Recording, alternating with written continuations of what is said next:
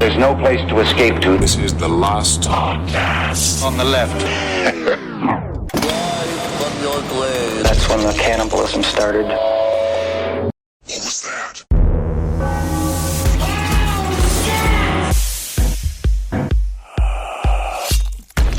That's the dream.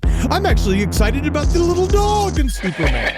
Yeah, Crypto. Crypto's so fucking cute. Yeah, Crypto's so cute. And yeah, I really hope they bring in all the different super pets because there's a whole menagerie. James Gunn loves all. Well, there's Crypto the super dog. There's Comet the super horse, Streaky the super cat, and Beppo the super monkey. I remember Beppo. And then doesn't Wonder Woman get fucked by the horse? Wonder Woman does get fucked by the horse, but with consent. Yeah. Excellent.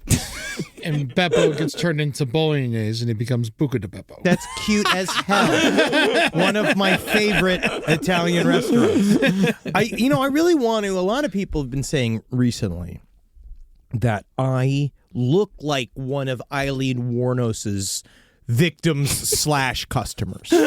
Yeah. Due to my new look. Yeah. Your new look? Yeah. You've had a mustache for a very long time now. He's talking about the curtains in the back. I got the skullet going. I got sort of like, this is a whole, like, I've been driving for 8 days. This is why I haven't shaved. I haven't showered. Yeah, you look like Fat Nicholson. Dude, I want to be fucking, it's Fat Milkerson. I want to get in there, but I just feel like I'm like, actually, I feel like I'm more like, this is Truth or Consequences, Henry Zebrowski. This is absolutely Truth or Consequences, Henry Zebrowski. I feel like David Parker Ray's like caterer. Like I feel like a guy who shows up like he knows me. You don't know what's going on, but you know what's going on. David, he likes it freaky.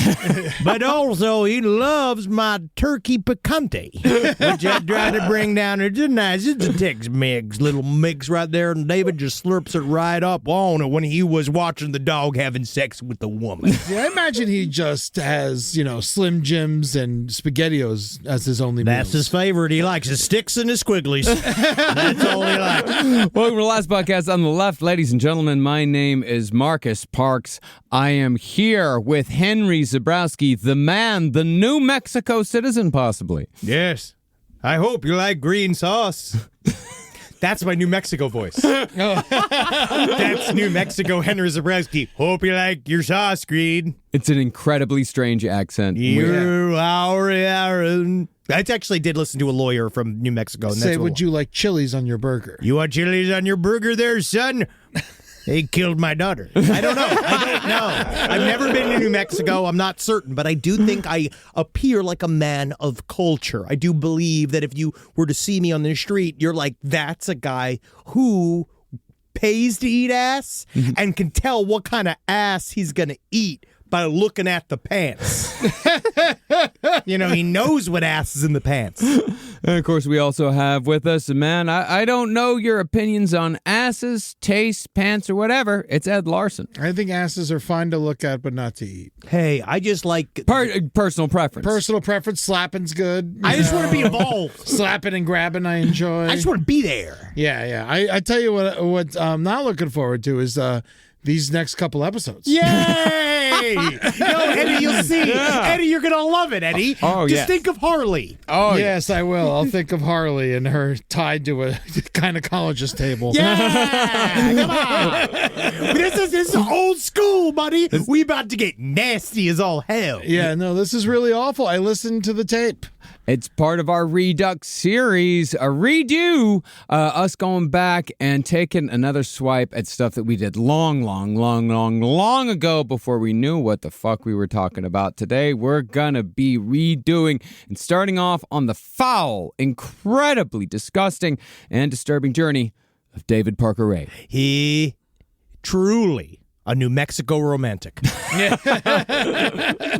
Now, he ain't afraid of no ghosts, right? That's what we're doing here? No. Yeah, this is the mix-up here. We have to set this at the very, very top. There is David Parker Ray, serial killer, sexual scientist. Then there is David Ray Parker. Actually, it would be Ray Parker Jr. Ray Parker Jr. Yeah. That's the guy that made Ghostbusters. The song. And he's the guy that I was on set with him on when I did A.to.M.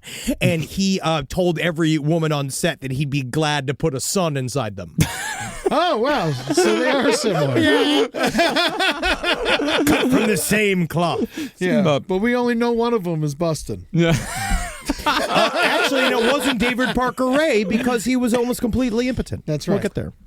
David Parker Ray, better known as the Toy Box Killer, was an American serial murderer and rapist who operated out of the small lake community of Elephant Butte, New Mexico. Throughout the 1990s, Ray is suspected of abducting and murdering up to 60 women in a homemade, soundproof, above-ground torture dungeon that lay in plain sight of the community, a dungeon that Ray called what else but his toy box. Because of David Parker Ray's cargo trailer turned torture chamber, Ray has the reputation of being one of the most sadistic serial killers in American history, perhaps most infamous for the pre-recorded tape he would play for his victims before the torture began that explained what was about to happen. But even if you don't think David Parker Ray is one of the worst serial killers, he was, at the very least, a world-class pervert. Thank you. A man who would make the Marquis de Sade blush with the sexual tortures he inflicted upon others. And just so everyone knows, this is a full Gold Star series from beginning to end. Unless, of course, this makes you horny. Well, Then you love this. well, then this we'd is call exactly- that a red light series. Yes. Yeah. And yes. you need to get therapy. Hey, that's a good way for you to know when you gotta go. Now, what's the difference between a heavy hitter and a gold star? Heavy hitter is something, kind of a guy that everybody knows, and a gold star is something that contains the most disturbing material that you could imagine. Yeah, because there really aren't any real docs on this guy, and I think it's because it's so upsetting. It's how it usually happens, yeah. The ones that are so upsetting, the ones that are really just fucking disgusting, they don't tend to make the A&E documentaries about it. Netflix tends to not touch that. And in fact, when Netflix does make serial killer documentaries, usually they tend to skip over the more disgusting shit, like that Ted Bundy bullshit that they did, where they just completely skipped over him having sex with decomposed heads and putting makeup on the heads so they looked prettier. They just skip over all that shit. We don't do that here. No, that's what sells tickets. Yes. But David Parker Ray also had very little hard evidence in court. When we'll get to the end of the series, Not just the end of the series. We're about to get into it right now. Oh, yes. There's very little evidence to pin him to any form of these crimes. And even one of the worst parts about sexual assault and prosecuting sexual assault is first convincing a jury that sexual assault even happened if everybody involved is a sex worker. Yeah. So this is you're watching it happen in real time in the Diddy trial, but this is one of those that's the reason why there's very little straight up documentary footage on him, is because most of the thing that would involve witness testimony nobody showed up to give. Yeah, and I think didn't his defense attorneys say that it was all consensual? They always did. Yes, that was especially with who was in the court, and we'll get to it. Yeah, well, I mean, one of the things that makes David Parker Ray special in the annals of serial killer history Annals, please. Thank you. If we could. is that while there's no definitive evidence or even any bodies linking him to those 60-some-odd suspected murders, there's also little doubt that David Parker Ray committed those murders. The reasons behind that assumption are, of course, many-fold. First, the crimes that David Parker Ray committed in his toy box. Crimes that we know happened for a fact, not only because of witness testimony, but because of videotape he made himself. These crimes are so sadistic, so evil, and so deviant that it is ridiculous to think that he never escalated to murder multiple times. Furthermore, while David Parker Ray did release many of the women he tortured in his toy box after scrambling their memories with a cocktail of mind-breaking drugs, the evidence shows that Ray tortured dozens, if not hundreds of women within the box's confines. Therefore, it's also ridiculous to think that his drug cocktail worked on them all. It definitely did work sometimes, don't get me wrong. We have evidence for that. But the fact that no victim ever reported David Parker Ray to the police prior to the escape of his last abductee, that shows that he most likely murdered many of the women he kidnapped. Now, my last point, and perhaps the most important one when it comes to the bodies, this comes from the perspective of a close personal friend of mine, a buddy of mine from my days at Texas Tech named David Ward. Oh, I thought you were going to say David Parker Ray Jr. I thought you were going to talk about your best friend, that you were connected to the family, that you went over there all the time, and you participated in a lot of the crimes when you were a boy. No, you guys remember Dave Ward. We used to hang out in New York all the time. Yes. Sure, yeah. Yeah. Dave's perspective is special because he not only grew up spending his summers at Elephant Butte Lake, he also spent that time at his grandparents' trailer, which was located just 2 doors down from where David Parker Ray did everything we're about to discuss while David Parker Ray was doing it. Is it called Elephant Butte Lake because it looks like an elephant sat down on New Mexico? I don't know, Henry. What do you think? I'm asking you, history boy. I'm asking you, lake man. I'm asking you, regional expert. Okay, I know that it's a man-made lake, that it's new. That's I don't all know I why they wanted to call know. it Elephant Butte. That's all I was asking. So your buddy, Dave, he never heard screaming, or did he just think it was an owl? He knew absolutely nothing. Nobody knew anything about this guy. Like Dave's grandfather, his grandparents owned that trailer out there, and they spent summers out there. He said that his grandfather would chat with David Parker Ray. His grandfather was an electrician. David Parker Ray was a mechanic, so they'd talk shop. He was just the way Dave described him, because Dave had a lot of interactions with him. He called him Mr. Ray. He's like that Southwestern human cigarette. Yeah. The guy with just, the deep gravelly voice, kind of a curmudgeon, but, you don't really get a feeling from him, just some fucking guy. Yeah, beef jerky Jeff Foxworthy. I gotta tell you something, Ron. They put them speed limits on. Them speed limits is a challenge. Did he say if he was nice or not? He said he was kind of a curmudgeon. That's Okay. about all he would say. Yeah, because he wasn't fucking. You have any idea how annoyed he was when he wasn't fucking? Yes, I know lots of people who don't fuck that And are they're perfectly fine human beings. Absolutely Not fine. David Parker Ray. David Parker Ray got to be fucking currently in order for him to feel good.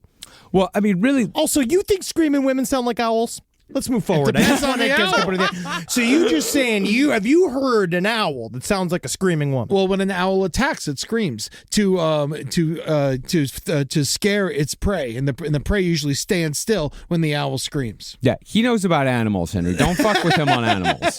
He knows what he's talking about. It's comparing it to the dead women, to the dead tortured women. Right. That's my main issue. Right. No, the trailer was soundproofed. Okay, Are we all satisfied? I am. I asked my questions. Well, I mean, the information that I got from Dave, the stuff about, knowing David Parker Ray is important, but the more important stuff that I got from him was about Elephant Butte Lake itself. Okay. From what he told me about Elephant Butte Lake, there's nary a spot in America that was better suited to being the home base of a serial killer who wanted to make the bodies of his victims disappear forever. And wasn't that written on the sign when you come into Elephant Butte? I'm pretty certain. It has one of those population signs that constantly rotate. Yeah, it's just like a flip thing that they can take it. Yeah. Well, there are some serial killers who want bodies to be found, who leave bodies in certain places. To be found. To be found specifically, and then there are some, like David Parker Ray, who never want them found. Do you think there is a chance that he killed nobody? No. Okay. No, No, there's not. not with the. What we'll see is it's really the circumstantial evidence is a pile of jewelry and clothing and trophies. Okay. Well, Elephant Butte is a man-made lake filled with the muddy brown water of the Rio Grande. And speaking to someone who also grew up around one of these man-made lakes, mine was Lake Stamford, I'll say from experience that you can barely see your own hand in front of your face once you put your head below water. Ain't nobody should be making lakes but God. Well, and Iran and Pakistan. Well, unless a body floats to the surface, no one's ever going to see it once it goes into the water. But more important than the murkiness of the water is the dam system that created Elephant Butte Lake. The damn system. The dam That system. goddamn system forcing me to live Elephant Butte Lake. The system of dams that created Elephant Butte Lake. Excuse me, that was my fault. Damn. Well, this lake dams into another body of water called Caballo Lake, which itself runs back into the Rio Grande River. That means horse lake. Very good, Henry. The Rio Grande, of course, flows into the Gulf of Mexico. What does Mexico mean, Henry? Mexico. So if David Parker Ray was killing women and dumping their bodies into the lake, the corpses could have very well floated all the way out to the ocean. And that's even if they weren't chewed up after passing through 2 dams. And that's the thing, is that people did find chunks in Elephant Butte Lake. They did find like little pieces here and there. It's just like, but it just... No, just you look like someone fake's titty fell off. Yeah. All right, over here, someone lost a fake leg. Man, I gotta say, we gotta cull some of these fake body parts. They are confusing the police. All right, I'm dealing with here. I got a pair of titties. I got 2 legs. I got no blood. Now, the other interesting aspect of this case when it comes to Elephant Butte is that while this lake is not necessarily party central, it's definitely a place where the party atmosphere is ever present. But not in the fun spring break Senior Frog sense. Yeah. This is a very southwestern form of partying, what you might call long form partying. That's a good term for it. Yeah, where the beer can's got bite marks on the side of them. The herald of partying. This creates an atmosphere where alcoholism is widely accepted, if not outright encouraged. And drug abuse is somewhat waved off, just so long as it doesn't become your neighbor's problem. But since there are so many people partying in ways that can lead to dark places, David Parker Ray did not act as a lone wolf when it came to both his sexual deviancy and the murders that were committed at the lake. Ray had an entire crew of people in Elephant Butte who participated in his crimes, from buddies to girlfriends to his own fucking daughter. And going by the testimonies of survivors and the people who were there, every single one of these people joined in on Ray's extracurricular activities consensually. I gotta say, when I was trying to organize an S&M fuck club that tortured and murdered women, when I was in Tuscaloosa, everybody rejected me. And when I was in San Antonio, everybody said, "No way, Dave. No way. It wouldn't work here, Dave." But then when I got to Elephant Butte, my people arrived. And I knew that we as a community could come together and make the change we want to see. We can all group kill sex workers together by our actions, not even on purpose, even accidentally. We will kill dozens of women. Am I right, folks? Am I right, my young daughter? Yeah. Jesse, I love you. So you moved from Tuscaloosa to Elephant Butt. Yeah. Where the tusks are tighter, apparently. Anything that reminds you of the zoo. 'Cause that's where I want to put my women. Now, it's been said again and again that David Parker Ray and his accomplices were active members of a satanic cult. But what Ray and the others had going on here could not by any definition of the word be described as cultish. Rather, what you had here was more of a club that used Satanism as a party theme. Really, you could have substituted anything as the backdrop of Ray's sexual perversions. You could have used the fucking Thundercats, and the outcome would have been exactly the same. In other words, this was not Krugersdorp, where one Svengali pushed other people towards doing shit that they wouldn't have done otherwise. Instead, this was a group of people who were all turned on by extreme sexual deviancy, and not the fun kind of extreme sexual deviancy. This is the morally and legally wrong variety. And rather than being a leader, David Parker Ray was more like the president of the club who owned the lodge. It's like a prime minister. That's kind of more my thing, all right? My favorite thing is fucking a girl until she calls me Snarf. Yeah, they just need stuff to do there, I think. Like get this town a water park. They got the lake. Yeah, they got the lake. The lake, it's a scum-filled hole. It is a scum-filled hole. It's actually down to like 9% right now. It's there's problems. Oh, in so the maybe they'll Southwest with find some water. bodies. That is actually one of the things that they keep hoping for. That's like the silver lining of like, well, yeah, Southwest water's really disappearing at a very quick rate. We really did put way too many people out here that should not have been here. We built a civilization where civilization should not exist. But eventually, global warming will lead us to finding the bodies of serial killer victims. So that is something to look forward to. Honestly, it's kind of nice. The heat wave is really helping us crack a bunch of cold cases. Rise from your grave. Now, before we get into the story of David Parker Ray and the people who joined him in his deeds most foul, let's acknowledge our source for this series. Today, we've got Cries in the Desert by John Glatt, who also wrote one of the books we used in our Lori Vallow and Chad Daybell series. He wrote a Doomsday Mom, I believe. John Glatt sounds like a guy who lives an unpleasant life. Sounds like a guy who makes his family miserable. We love you, John. And we feel for you. Yeah, so he ends every conversation as, glad to know ya. Hey, just so you know, name's John Glatt. If you die by a cold murder, have your family hit me up, all right? I got a book idea for you. Now, Glatt, disappointingly, he does have some of the same outmoded and offensive attitudes towards homosexuality that a lot of true crime authors have for some bizarre fucking reason that I've never figured out. But the book is nevertheless what you'd call a meat and potatoes true crime narrative. You know what it is?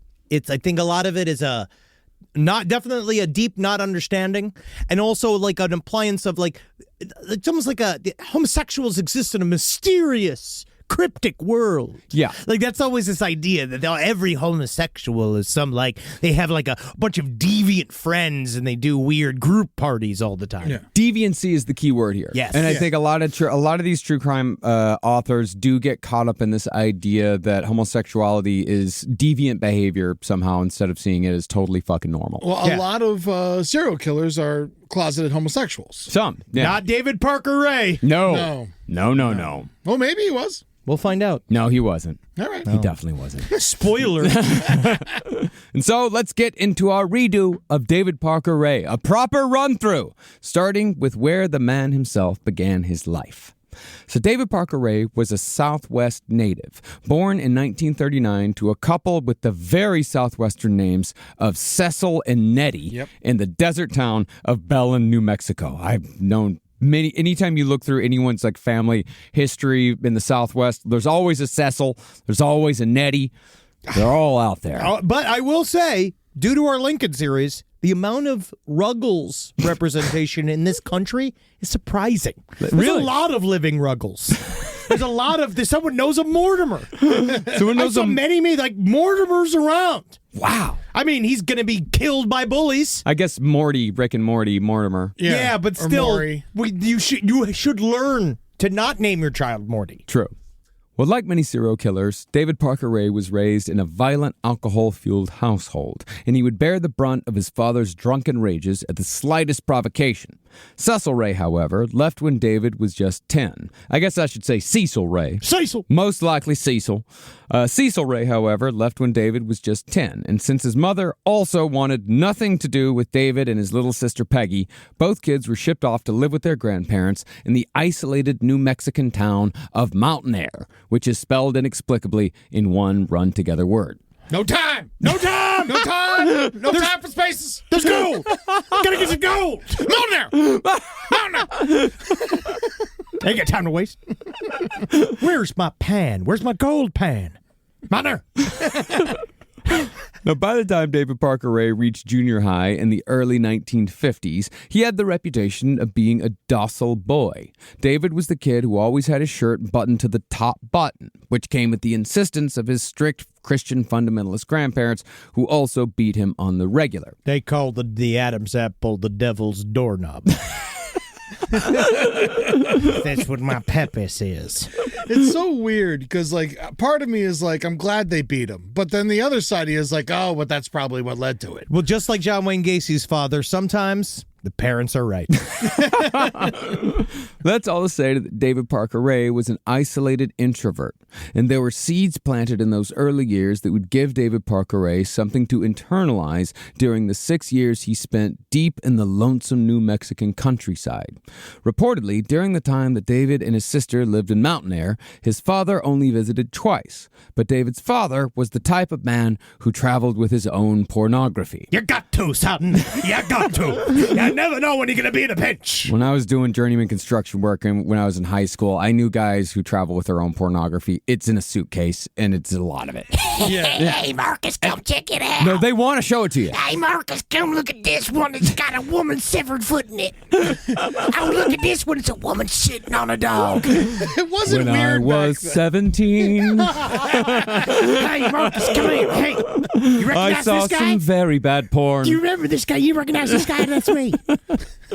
Man, I remember we found my my buddy's dad's weird porn collection because he had like the Playboys were out. We Sure. could just find those. Those are But then- classy. yeah, but then there'd be other ones that would, have names I don't even want to say in this disgusting episode. Oh, yeah, dude. My dad, I want to say my dad had a magazine called, like, Cuntish. Like, there was, like, Yeah. something like that where it was almost cute in a way, like Cuntish, you know? Yeah. But, yeah, they had a lot of bad magazines back in the day, but they weren't as, I feel like they were even more prevalent than we thought they were. I think old men had different ways of living They might have. that we don't understand. Well, Cecil Ray wasn't an old man. He was a man in his 30s, 20s. But let's just say I got the attitude of one. But they didn't have a porno library in their pocket like we do, so Yeah, they had to carry it in a suitcase. No, I print mine out. Yeah, it's good. I print it all out. I put it You in the make a house. flip book. Whoa, it's animating. Well, not coincidentally, Cecil Ray liked porn of the sadomasochistic variety, which must have been damn hard to find in the mid-1950s. You know, it's kind of the alt scene's very interesting. Have you ever read anything into like I believe it's Diane Arbus or like that whole world? There's a lot of fetish stuff in the 1950s. But not easy to find, and definitely not easy to find in New Mexico. Albuquerque? Yeah. Hard to find. What?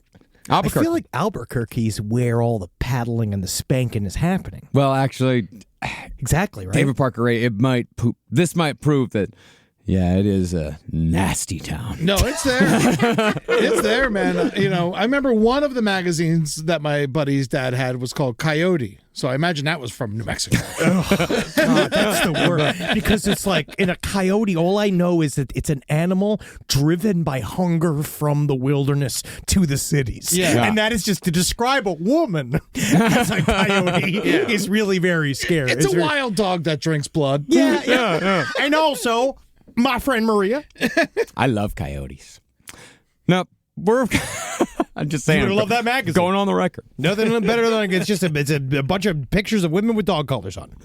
Now, we're of course not saying that S&M porn is what turned David Parker Ray into the monster he became. No. This isn't Ted Bundy talking to James Dobson here, but there are certainly signposts that come up in the early lives of these men that point them in the direction of how their murderous habits manifest. And the porn that David's father traveled with was certainly one of those signposts. Now, like a lot of these guys, David Parker Ray told grandiose lies when he was growing up. See, David, he was a naturally gifted mechanic. That was his lifelong job. So he gained a bit of popularity when it was discovered that he could fix the bikes that belonged to all the other kids in town. But the moment David got a little attention, he started telling people that the now-forgotten teenage heartthrob singer Johnny Ray was his cousin. That's my cousin. Sort of a like my uncle works at Nintendo type of situation. And David did all of this in an attempt to gain just a little bit of social currency. You know, if he really wanted to, he should have learned to play the guitar himself. Yeah. And he could have written a song or two, and maybe that would have distracted him a little bit. Oh yeah, there's definitely never been a musician who's ever done anything fucked up and sexual. Well, there was that one. There's definitely never been a musician in the history who's run, like sex trafficking or torture rings or tortured women or abused girls or the super bad babysitter from Lost Prophets. What was his name? Ian Watkins. Ian Watkins. Yeah, super bad babysitter. Yeah. No, but while David Parker Ray was telling lies about being related to a famous singer, the first bubblings of his future sexual perversions were beginning to manifest behind his docile stare. He did have, the way I would describe him is he has pug eyes. Yeah. He has like those lifeless, brown, unreadable, like Beady eyes. beady eyes in the center of his, but, great mustache. Yeah, I mean, an incredible mustache, but yeah, eyes always kind of like downcast at the floor. Yeah. Oh, yeah. You say pog or pug? Pug. Okay, cool. Yeah. Lifeless eyes, like a doll's eyes. Like Coraline. Don't get me started. The 50th anniversary. We got to stay on. But yeah, I would say David Parker Ray is the Coraline of serial rapists.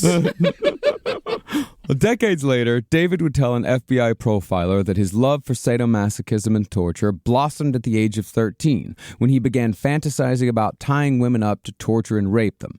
Furthermore, Ray claimed in the infamous tape he would play for the women he abducted that he'd been raping girls, quote, since I was old enough to jerk off. Furthermore, one of David's accomplices told police that David had told her that he had committed his first murder when he was a teenager, when he supposedly tied a woman to a tree before killing her. Which is interesting because we also know that he's a liar. Yeah. So we don't even know what anything that he's saying is true. And therein lies the problem of the serial killer. Yeah. You Yes. never know what the fuck you never know what they're saying is true. And what their game is. What we do know. That's the more important thing is what their game. You never know what their game is. Yeah, what is that tickles their fancy? But with David Parker Ray, the thing that we do know is how much was filmed. Like there was a lot that was filmed. But the hard part was the fact that none of them featured murder. So you just have all of this footage, and they're all being like, "Oh, that woman was just asleep." Like that was a good defense. We're saying all that kind of I stuff. have so many questions about the videotape, but I feel like I should hold them. Yes, Please. Yeah. Okay. Now, much like his because fellow... we're going to reenact it. Don't worry, you and I are going to do I have a whole thing set. It's honestly, people were so excited about the last stream. Mm-hmm. It's what we're doing next. Yeah, Nice. Toy Box. Last Podcast and Left presents the Toy Box Thriller. We're doing a dance thing inside of my sex dungeon, and I'm going to be fucking Ed dressed as a dog. Hold on. I thought I was the table. No, you are the lady, my friend. Front row seat. I always wanted to be a lady. Now, much like his fellow sadomasochism enthusiast Dennis Rader, David Parker Ray would also draw his own torture porn, and he had been doing it from a young age. His sister claimed that she once found David's stash of drawings, but when she confronted him about it, he just laughed it off and said it was, quote, his new hobby. Yeah. Yeah, it is. See, right here, this is Mario, right? Of the Mario brothers. This is Luigi Mario, his brother, right? As you can see, Skay ancestry, and he's choking him, right? He's choking him, Yeah. because it's super great for when you pop off when you're getting choked, right? And he knows that, Yeah, yeah. right? And over here in the corner, Over there? that's Yoshi. Yeah. He's his long tongue friend. He's a pervert. He's the twisted one. He's the twist. And he's waiting for one to kill Yoshi's the other. When one kills the other, the two are gonna fuck the corpse. Oh, so Yoshi's waiting for whoever is going to die. Yeah, yeah. I'm 12. Yeah. Yeah. I'm 12 years old. Yeah. I'm 8. Yeah. Wow. Yeah. You want to do this? You want to be my Luigi? Is this your new hobby, David? It's my new hobby. So I think good advice for any parent out there that catches their child doing this kind of art is maybe just pay them to draw something nice. And show them that, if they draw something nice, they get paid for their work. You give him a $5 for a cherry tree. I just gotta say, David, this is super creative and super detailed. Here's $5. Go draw the house. Why don't you go draw a happy son or something? Okay. After David graduated high school in 1957, he lived what was a fairly normal life for a working-class man in the Southwest when it came to his professions. He continued his lifelong career as a mechanic and general handyman, and subsequently developed the skills that he would one day use to construct his own instruments of torture. But as far as his personal relationships went, David Parker Ray was a fucking deadbeat, and he spent the late 50s and early 60s marrying and divorcing twice while fathering a son along the way that he completely abandoned. But in 1967, David met and married an 18-year-old in Albuquerque named Glenda, and Glenda gave birth to the daughter that would one day join David in his sexual perversions. The child's name was Glenda Jean Ray, but she's better known as Jessie Ray, so as to differentiate herself from her mother, who is also named Glenda. Why are there so many? Because your mom is a lady junior, right? No. Isn't your mom Billie Jean? Well, no. Well, that's Okay, my mom is kind of a lady junior. My grandfather's name's Billy Wayne, and her name is Billy. This is like a whole Southern thing where you'll name the same people. They're all named the same name. Like everyone's got the same name, but then they all have nicknames that don't match the main name. They're like brand new names, or they refer to either a physical attribute or a hobby. Yeah. Yeah, well, I Like think it's like, like skipping Tom, and there's like, there's like, one hand Jeffrey. Never knew a one-hand Jeffrey. But he's out there. he's definitely, but I think it's one-hand Jeff. Be like, hey, my name's Bill. Hey, my name's Bill. People call me Steve. Like, a lot of that. I know a James named Robbie and stuff like that because his dad was James and they didn't want to keep it was too confusing. Yeah. Then why name him James in the fucking first place? It's not his fault that his parents named him James. But you're going to name him one name and then you're going to call him another name because the original name was too I confusing. think because the you already child doubling gets up the to name. pick what their new name's going to be. I don't think that they do. They're just called this lady Jessie. Or they don't really think it through that they don't think it's gonna be as confusing as it's gonna be, and then they get into it and they realize that it's very confusing. People won't be confused. Don't worry. They don't. They all know that there's 4 Glendas. It's hard to get creative right after you have a child. They're like, "What do you want to name it?" Name He's it. like, Name it. Well, my name's Glenda. Might as well you keep it going. That's why you got to think of it beforehand. Robot. Tyrannosaur. Are these children's names? Yes. Yeah. All right. Piano Head. Adolf Hitler. Oh, no, not allowed. Nutella, not allowed. Now, the author of Cries in the Desert wrongly tries to make a link between Jessie's sexuality and her relationship with her father. Jessie Ray was indeed a massive lesbian, but sexual orientation has absolutely nothing to do with environment. We know this. The things that happen to us as kids don't, quote-unquote, turn us gay. Jessie Ray was very simply, totally outside of her sexuality, a sociopath, much like her father. And the only link between David Parker Ray and her sexual orientation was that they were both rapists who enjoyed raping people of the same gender. Coincidentally, though, the same year that Jessie was born was the same year that David Parker Ray said that he joined the local Albuquerque bondage scene, which I at first thought was, somewhat small in 1967, but it may have been larger than I thought upon second look at, but all I know is it was probably really fucking weird. Oh, man, you don't want to join a bondage scene where there's that many cactus around. You know what it is? Yeah. Because you know what it is, too? It's like, why does it, in my mind, right, like San Francisco bondage scene, ooh. Yeah. Right? Amsterdam bondage scene, Oh, wow. Classy. Paris, Yeah. blah, blah, blah. Albuquerque's bondage scene. All I see is zip ties. Yeah. Like, all I see is zip ties, Yeah. plastic bags, Yeah. a man trying to get away, I see a lot of brown. a lot of brown. Yeah, a lot of people using dead snakes to tie you down. Yes. A lot of flaccid penises. I mean, this is a place where, like, spiders are jewelry.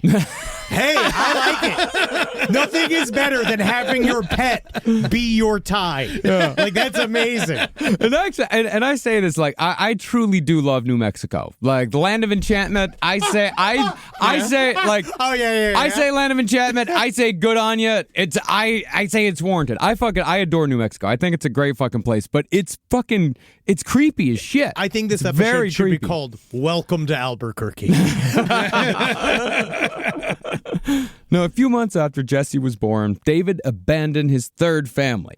And since this was 1967, the buttoned-up fundamentalist reinvented himself as a hippie by growing out his hair and hitchhiking around Arizona and New Mexico.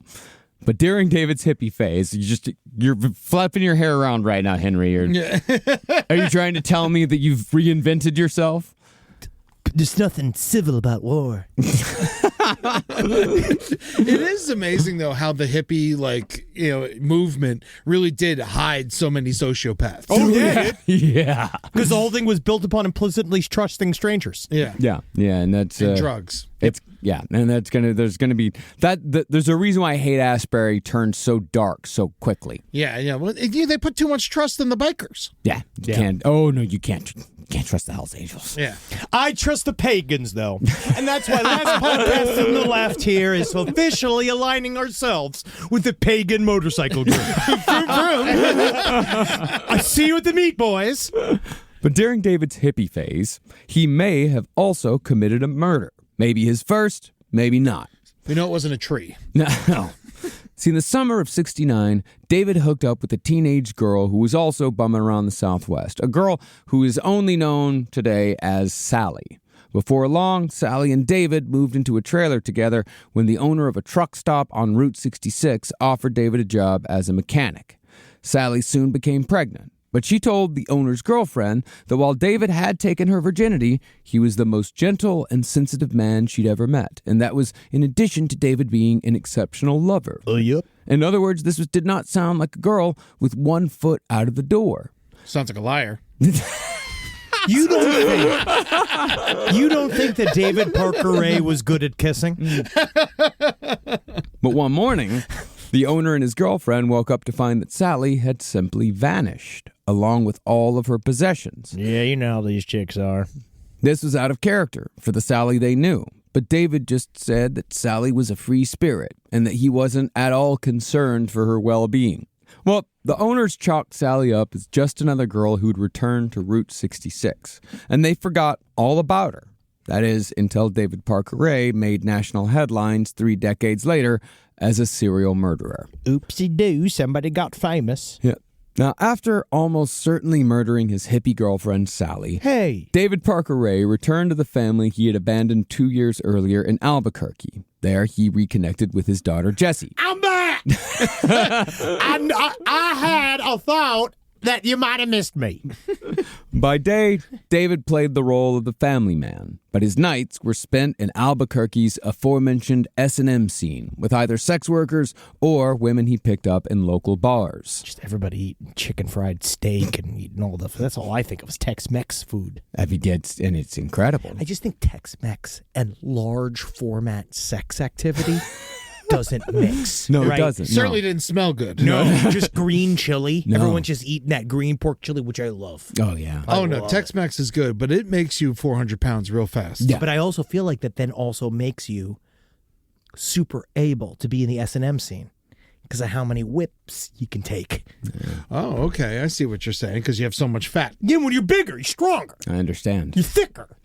Well, David continued these pursuits with more and more intensity as the years went by, and he later told the FBI that by the time he reached his 30s, sadomasochistic acts and fantasies had completely come to dominate his life. Even while masturbating, David said that he could never ejaculate unless he was imagining himself killing a woman. Now, it's unknown if David Parker Ray killed anyone in the 1970s. From what he told the FBI, he would have dormant periods where he wouldn't necessarily need to imagine killing a woman in order to ejaculate. I'll just sometimes pour some ketchup on her. Sometimes when the ketchup ain't working, I put a little jelly on there, and then And this is just in my brain. It's just my imagination. It's what's happening up here. And then the next thing I know, I'm at a diner. I'm like, oh, that's the issue. And David, every single time you want to kill a woman, eat something. You're getting hangry. Because we all know the best chicken fried steak in all New Mexico is right here in True to Consequences. Ew.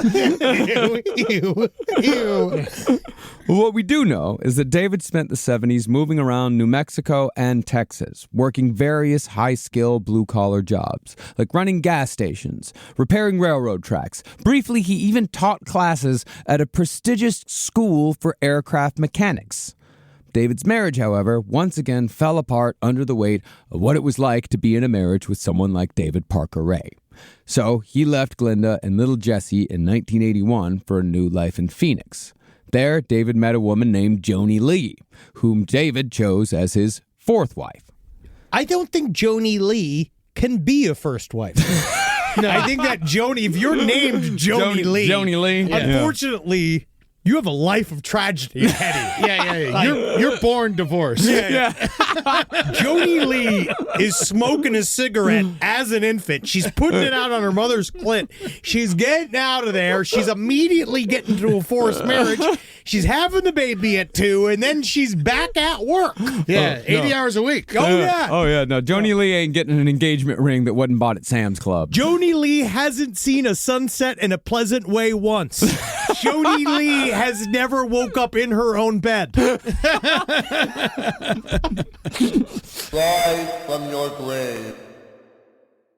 Now, David Parker Ray was objectively an excellent mechanic. Thank you. And he used these skills to turn an auto repair shop in Phoenix called Canal Motors into a thriving business when he came on as their number one guy. As a result, David had money to burn. So he bought 2 properties at 2 different bodies of water in New Mexico in the early 80s. One property was at a place called Stone Lake, but the far more important purchase was a plot of land at Elephant Butte. David plopped down trailers on both properties and used them as weekend retreats, where he would bring women for further escapades into the world of sexual bondage. They said it was like a 700-mile triangle between Phoenix, Stone Lake, and Elephant Butte. And just fucking go round and round and round, picking up women wherever he could. I just call this whole area David Land.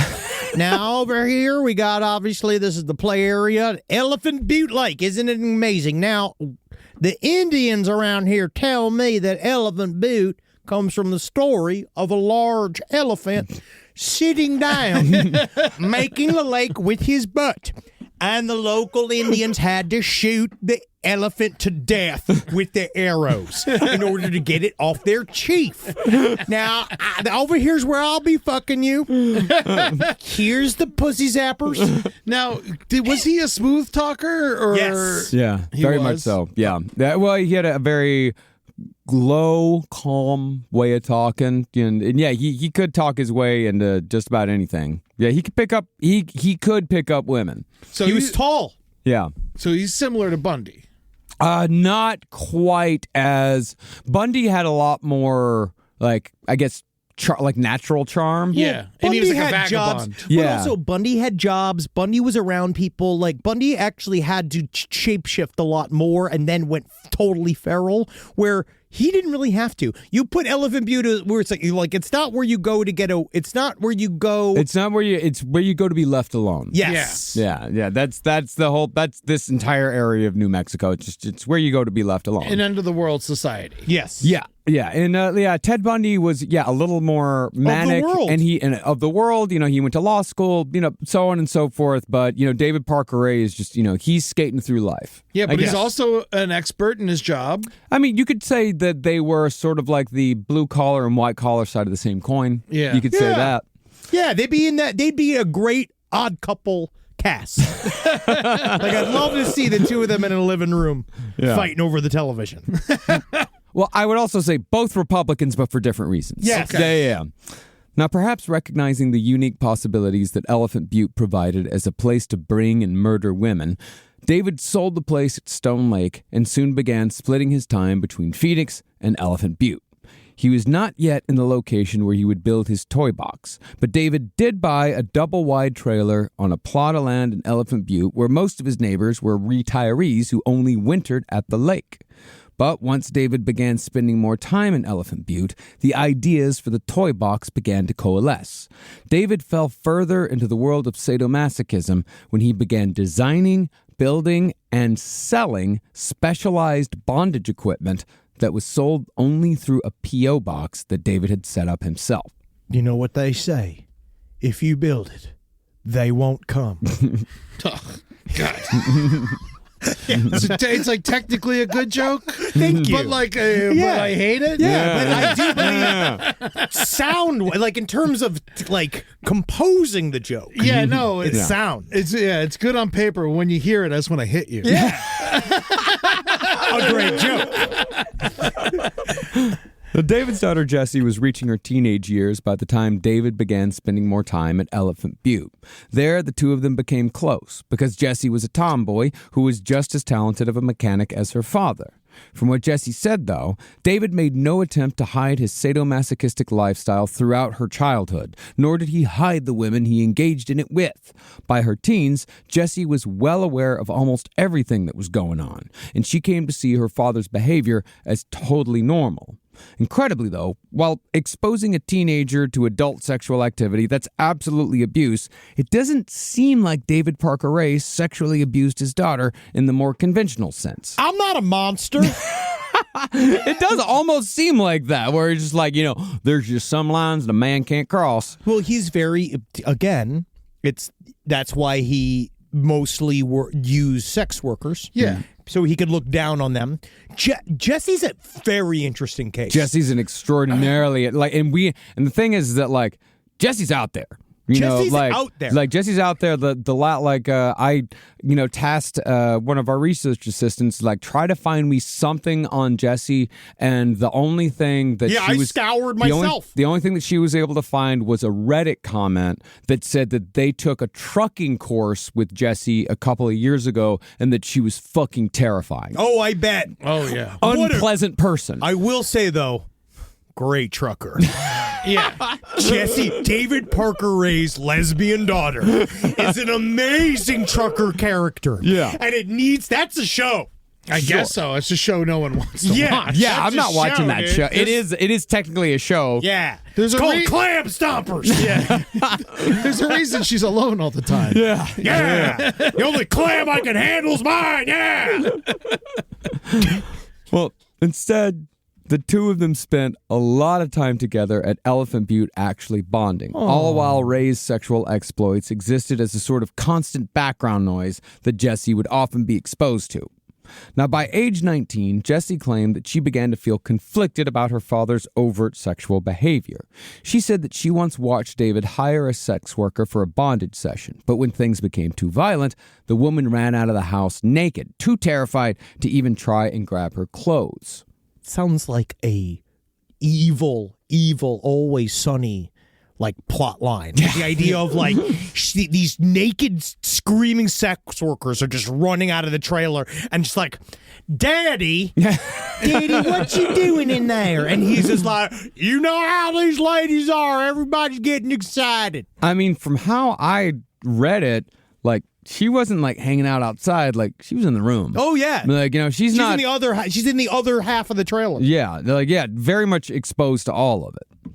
Now, naturally, this woman running away, this caused Jessie to question whether her father's behavior really was normal. And as such, something happened between the two of them in 1986 that prompted Jessie to call the FBI on her father, although we have no idea what the conflict actually was. I asked for a Jetta, Daddy. I asked for Not a Jetta. a golf, a Jetta. And you got me a golf. How am I supposed to go around the other rapist women without a Jetta? Well, maybe she really did think FBI stood for female body inspector.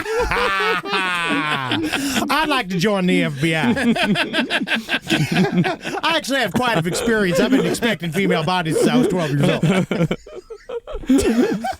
Well, in June of that year, what we do know is that even with all the information we have now, the FBI still believes that Jessie called the feds on David in 1986, not out of concern for other people, but out of pure spite. Something happened, he pissed her off, and she called the FBI. Or, which is the way standard answer we see across the board, started to realize, oh shit, I'm a big ol' accomplice in the center of this thing. Maybe. I better get ahead of this before I'm arrested as well. I think this was before she started before she started getting into it. Like, she was much younger at this point when she started getting into it. That was years later, I believe. Yeah, it also sounds like the FBI fucked up, and this is how they want to portray it. Yeah, I mean, you literally, you never know. Possibly. I mean, it is very difficult to know. Sometimes when the FBI makes statements, it's very difficult to know what is the truth and what's a cover up, or what's. And by cover up, I mean like their narrative. By cover up, I mean sweeping away the mistakes that they made in the past. I mean, it's no question about it a mistake. It's 15 years before he was caught, or 13. 13 years. Yeah. So he was on their radar, and they just didn't give a fuck. Yes. I mean, in June of that year, in 1986, and he was arrested in 99. Jessie called the FBI and told them that her father was kidnapping women, torturing them, and selling them as sex slaves across the border in Mexico. And they're like, God damn it, that's our job. And as a result, the FBI spent the next year investigating David Parker Ray's activities in the Southwest, and they brought him in for questioning several times. And their main response was, ooh. Yeah. But no evidence for sex trafficking was ever found, and the FBI dropped the case. According to one of Jessie Ray's friends, the call to the FBI was the last time that Jessie tried breaking free of the life that her father had seemingly groomed for her. After the FBI was out of the picture, Jessie was more or less all in when it came to torturing, raping, and possibly killing other women at her father's side. I accidentally heard a fact that I found interesting that they had learned in Vietnam when we were doing interrogations of Viet Cong. It's a part of what they viewed as they have these like ways of interrogating, and one is this avoidance. Right? Who has ways of interrogating? The United States government, and that one they call it avoidance. So the first thing is obviously they're under duress. They're in the house. They don't want to be. They're in the center. They don't want to be there.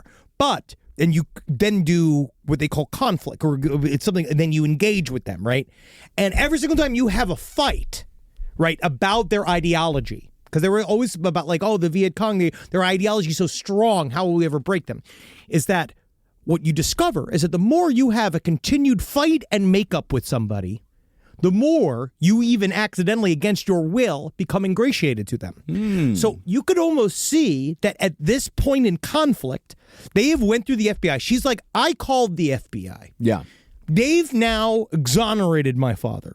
But the father now knows that you have called the FBI, or somebody called the FBI. Yeah. Somebody brought him in here. Yeah. So now you got to play ball. And then it's more of a, how do you live with yourself? Oh, I have to choose it. Yeah, it's quite possible. That is very, very possible. Now, as far as the first murder that could definitively be linked to David Parker Ray goes, the victim was not a sex worker, an addict, or even a woman. Instead, David Parker Ray's first possible murder victim was his boss at Canal Motors, a man named Billy Ray Bowers, who disappeared in 1988. Never kill your boss, Rob. Never kill your boss. That's when it all comes crumbling down. Nobody cares about what happens to anybody else. But a guy named Billy Ray Bowers, like, it was only a matter of time before he was murdered. Yeah. Definitely. Yeah. Billy Ray Bowers is murder victim all over. Yeah, Him three and side pieces, Billy two Ray. guys he owes money. Yeah, exactly. Yeah, if Billy Ray and Joni Lee ever get together. Oh, Yeah. they're going to go on a killing spree. They're going to fucking rob a bunch of banks and die in a fucking hail of bullets. No, it's just that's when the universe opens up into a black hole of sadness and we all just get sucked inside. Yeah. Now, Billy Ray had been a silent financial partner at Canal Motors for years, but he'd expressed an interest in cashing out on his half of the business. This, of course, would have been bad news financially for David Parker Ray. Now, we don't know if David made any specific threats, but we do know that Billy Ray Bowers began carrying a gun about a week before he disappeared, and he had told friends and family to call the police if anything happened to him. Now, David Parker Ray was quite intelligent in the ways of murder, so rather than simply kill Billy Ray Bowers, David Parker Ray allegedly made him disappear from the city of Phoenix completely on September 22nd, 1988. Exactly a year after Billy Ray disappeared. And this is why everyone is almost positive, 99.99% sure that David Parker Ray killed him. A man vacationing at Elephant Butte Lake from Santa Fe was fishing when he spotted what was obviously a body covered in a blue tarp floating in the water. This is regulation. Can I pull this in? Police were notified, and they quickly surmised that the victim had been shot execution style in the back of the head. The body, of course, belonged to Billy Ray, and it had somehow broken free from the two boat anchors that had been used to submerge it. But other than the methods of murder and disposal, the cops had no other leads on who this corpse belonged to or where it came from. This was, after all, 1990. DNA matching didn't exist, and it was impossible to know how long that body had been in that lake. And furthermore, the disappearance of Billy Ray Bowers had been a crime that had occurred a year earlier, 400 miles away. And even though David Parker Ray had been interviewed for that murder, or actually for that disappearance, there were no clues pointing towards his guilt. So the corpse that was found wrapped in the blue tarp, that was filed away as a John Doe. And that body would not be formally identified as Billy Ray Bowers until David Parker Ray was arrested nearly a decade later. You know, it's interesting because I saw pictures of the body exhumed, and the tarp looked like fresh. It didn't look filthy like it was in a lake for a year. Yeah. So it makes me think that maybe he just had this guy tied up somewhere for a long time. Oh, man. Fucking knows. I actually never even thought about that. He might have very much so tortured his boss. That must have been a lot of fun for him. Now I'm taking notes. I really enjoyed that. Actually, I envy him. I envy that joy. Well, I read that there was something about, like, they didn't know how long the body was in the water due to something about, like, the changing temperatures. Maybe it's something about, like, desert temperatures, like, so hot during the day, so cold at night, and, it might, fuck up whatever, equations that they use or whatever methods they use or whatever they used back in 1990. Yeah. So who knows? Now, after the FBI dropped their case against David for human trafficking in 1987, it seems like David began to feel untouchable. And when guys like him feel like there aren't any consequences to their behavior, they start getting, for lack of a better word, inventive. Consequently, sometime in the late 80s, David Parker decided that he was going to use his mechanical expertise to construct what he considered to be the ultimate torture chamber. It's too much space. That's what he had.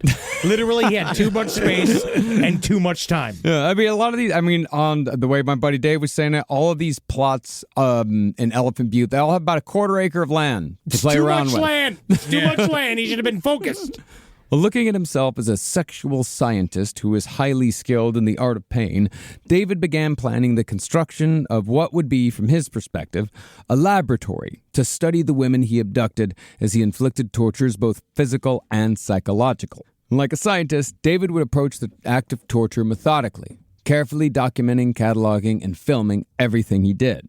Eventually, David Parker would figure out that the videos he used to track his progress could also make him money, and he would sell the documents of his evil to S&M enthusiasts all over the world through his P.O. box. That is one of those pieces of information that is also lost to time. Who the fuck was he sending tapes to? I'm sure that he had just a little ad in the back of a fucking S&M magazine that he took out that he probably paid $1 a month for. People write him. He gives them a catalog. Back in those days. But is that fucking shit evidence? Yeah, it is. But the people back in those days, they either didn't know or didn't care that they were actually buying footage of crimes, it's like actual films. crimes. But then there weren't snuff films because no one died. Who knows? Though we have no fucking clue. We don't know because then I think about all. But we do know that no snuff film has ever been uncovered. I am still just except for none of the aforementioned what you saw in 8mm. Yeah, the whole idea of people killing, porno movies in which someone dies at the end, it doesn't exist. It's an urban myth. Well, we haven't seen them. My thing is that we know that Dean Corll was selling tapes, John Wayne Gacy was selling tapes, Herb Baumeister was probably selling tapes. This is another example of somebody that was selling tapes during not that long after this. So it does feel like there was something. It's this whole crooked network. One day we'll figure all this out. One day it's going to be me with my fucking whiteboard, my 6-shooter revolver. I'm going to go out there. I'm going to find everyone on these lists. Well, the thing about David Parker is that it really wasn't a secret network. No, it was an ad in the back of a magazine. There's porn tapes that you can write to him. Yeah. If you interested in S&M tapes, write to me. And he would send a list of hey, here's the things I got, and then he'd send out the video of whatever people requested. And I'm sure he said, these are consensual or whatever, just to cover his ass. At the end of the day, they probably didn't ask, and he probably didn't say. In fact, I would imagine he probably hinted that they weren't. Yeah. Depending on the customer.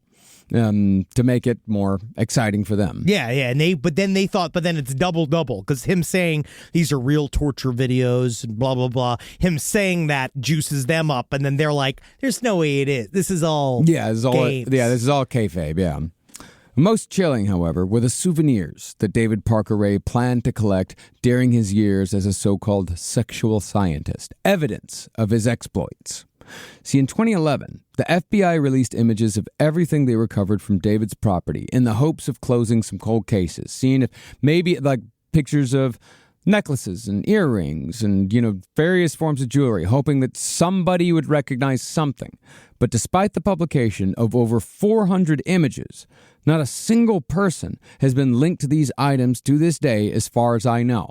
Mostly, that's because David Parker was careful to limit his victims to the so-called less dead, the sex workers, the addicts, the transients of the American Southwest, who were unlikely to be reported missing, or if they were reported, unlikely to have their disappearances seriously investigated. But even when the disappearances of these women were investigated years later and far too late, the FBI still came up with nothing, even though there are videotapes and photographs of scores of victims. Nearly all of them are unidentifiable, and the FBI, therefore, has absolutely no idea how many women David Parker Ray tortured and possibly killed once he moved out to Elephant Butte Lake. All they know is that the number is likely staggering. This blows my mind. Yeah. Because, like, It's fucking crazy. But they don't recognize any of the women? No. How many victims are in these videos? They had something of, he said what in one of the videos when he started doing the tape, he said he'd already brought 37 women to the box, and that then that was video time. That's like box time that he had done it. Like while he had already had the dungeon all put together, he had said 37. They said that they have piles up to it. I think that was he charged? It was 60, right? Yeah, I think they believe it's 60. Somewhere. Well, I mean, they believe it's 60. 60 is the number of women that one of his accomplices said, like, I think he killed around 60 women. And it's really difficult to tell exactly how many there are and exactly how many, because you might have videotapes from so many different women, and you can identify through various bodily scars or shapes, whatever. Like you might be able to identify different women that way, but then there's so much jewelry, so many pieces of jewelry. There's so much stuff. And it's impossible to put it all together. And none of these people were missing people? Nope. Well, they weren't missing on the record, and they obviously weren't alive to show up. Yeah. To say that that's my stuff. And the bodies are nowhere to be found. And a lot of times when you see these kind of things, maybe they are alive and they just don't want to come forward because they don't want to deal with it. Of course not, because especially after he's already caught, dude, and in prison. 100%. Let's say maybe you're not a sex worker anymore, and you were tortured by a man. The last thing you want to go do is go watch him in court. Yeah. Oh yeah, no, we're gonna actually next episode we're gonna talk about a woman who was tortured and let go, who did not report him, who could have, and just didn't. Yeah, didn't want to deal with it. Well, it's terrifying. Yeah, it's horrifying. It's very unfair on the woman, and no one fucking believes you. Exactly. Now, David Parker Ray finally settled on a piece of land on an unpaved street at Elephant Butte, 513 Bass Road. And after moving his double wide onto the property, David brought in a 22-foot-long white cargo trailer, the kind you'd attach to a semi. While David would tell his neighbors that this trailer was simply his workshop, it was, of course, David's customized torture dungeon, left in plain sight for anyone to see. A dungeon which David affectionately called his toy box. See, David saw the toy box not only as a location where he could enact his fantasies, but also as a sort of living museum for his growing collection of sadomasochistic devices, both store-bought and homemade. This is also where he kept his pornography collection, where he kept his personal writings and drawings. It's like a presidential library for perversion. Tellingly, though, the first thing David... We're going to get another one. That's next. That's like next. This is going to happen. Tellingly, though, the first thing David did when he parked the trailer that would become his toy box was make and hang a hand-painted welcome sign inside the entrance that said, Satan's Den. See? Evil, right? Fucking Satan's Den. Yeah, fucker. It's a shitty sign, too. It's a really shitty sign. Everything in there, for lack of a better word, is pricey. It's like almost fancy in a weird way. He put a lot of money into it. He put a lot of money into it, but the sign it's just, it's a little effort into everything but the sign. Incredible. Eddie, that's called a touch of home from me. It's a touch of home from me for me. So I could see it. I could see a little homespun. Yeah. A little bit of country nostalgia. Incredible at mechanics, terrible at arts and crafts. That's been my main problem. Me and Hitler. It's been one of my main issues. Terrible painter.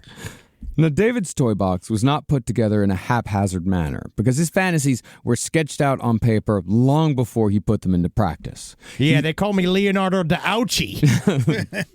He soundproofed the trailer so the women's screams wouldn't be heard. He installed a deadbolt for extra security and even installed an AC unit so the women wouldn't suffocate in the New Mexico heat. Let me confess, it's for me. As far as equipment went, David built an elaborate system of pulleys, weights, clamps, chains, and padlocks, along with a collection of whips and gurneys, all designed to inflict the maximum amount of pain. The centerpiece, however, was a remote-controlled gynecological examination table with stirrups and electrodes installed at the head and midsection. Man, if this was now, we're looking at an app. We're looking at some kind of meme coin. Yeah, he definitely couldn't get away with this anymore. It'd be hard. It would be really, really hard. Yeah, there's too many things run through the phone. Yeah, I you don't got know, to register too much, yeah. Yeah, I all do these passwords and Yeah. identification keys and Buddy, I don't count Elephant Butte out. I'm certain that there's still plenty of career perverts and deviants that are doing very well in Elephant Butte. didn't he put like a metal collar on the women and then Yes. attach that to a chain and lock that to the ground? Oh, yeah. So no matter what, they couldn't get away. Yeah, Eddie. Yeah. All right, I just felt like you left that out. No, we're getting there. Feel free to add in anything. Any horrible detail Any you horrible detail, because, I try to pick and choose. Yeah. Because the amount of, honestly, the amount of shit in that dungeon, the Yeah. amount of things that he installed, the sheer number of things that he thought through to the tiniest fucking detail, it's staggering. You know who I'd like to list as a suspect? I listened to the entire tape because because at first I found versions of the tape Yeah, that sure, were sure. other people read it in a scarier voice. Sure. But then I found his, which is just very plain and Very plain. scarier because of how plain it is and how matter of fact it is. Yeah, it's the hello there, bitch. But I worry about the man who made the video that I saw because of all the images that he added to it. how creative he got with the material. That man's a suspect. If only I could have met David, if I could have just shown him my ability to edit his work into an amazing cavalcade of entertainment, then maybe, just maybe, we could have had a web series. Oh, man. Another David's torture devices, he had a 7-foot-long coffin equipped with restraint hooks and ventilation holes. Nearby was a rack of equipment where each piece was labeled with names like ankle spreader, knee spreader, vaginal stretcher. They do what they say. Yeah. They're not just clever names.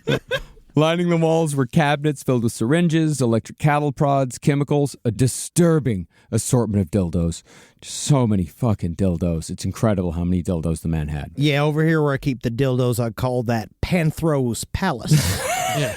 Obviously, Panthro, the Thunder Cat. term, the Thunder Cat. Over here are the pocket pussies, or as I like to call them, dildon'ts. Stupid. Fucking stupid. For decoration, David used photos of women being tortured. Yep. He even constructed a childish little diorama of naked toy figures engaged in bondage sessions, which he'd put into a glass cabinet. He was very proud of that. Yeah, there's like Lego. It's Legos, but it's more like a let me go, right? Yeah, see, my mom had Swarovski crystals and Hummels. Yatros, Yeah, Hummels, yeah. but his curio cabinet was just a fucking nightmare. Yeah. It was. Because guess what? When I look at Hummels, I don't get horny. Yeah. I need to see little figures torturing each other. That's what I like. It's a curio cabinet. Yeah, that's hilarious. I like you. Top it all off, though, David installed a TV monitor attached to the camera he was using to film every second of torture. Because the TV monitor was set up in just the right spot, the women could watch everything that was happening to them while knowing that other people would be privy to their pain and humiliation. Now, he had multiple women at once sometimes, right? Or at least according to him, he did. According to him. According to him. Did he have other places that were soundproofed on the property? No, it was all in here. So he wouldn't have been able to have multiple women at one time. In there. Maybe, maybe not. Yeah. Depending. It was the women are actually more on the other side of the table. He had people helping him that were a part of the process. Yeah. Now, as you can tell, David Parker Ray had taken this project quite seriously, and he became so infatuated with it that he quit the job in Phoenix that he literally murdered a man to keep so he could fully devote himself to his toy box in 1991. It ain't a phase, Mom.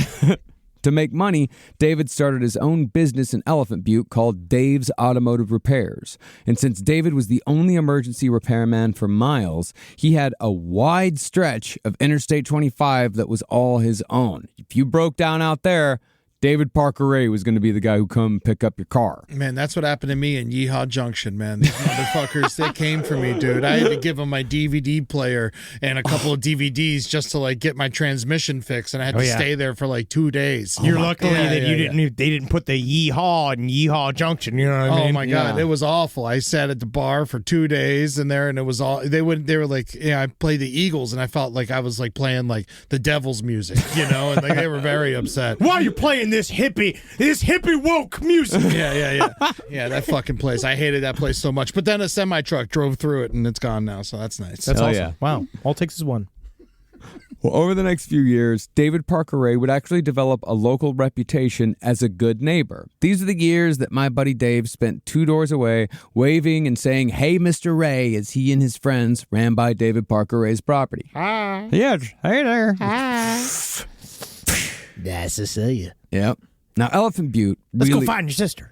So it's from fucking National Lampoons. Yes, I know what it's from. Let's go find your It sister. means something completely different, though, when you say it here. Oh, yeah, very much so.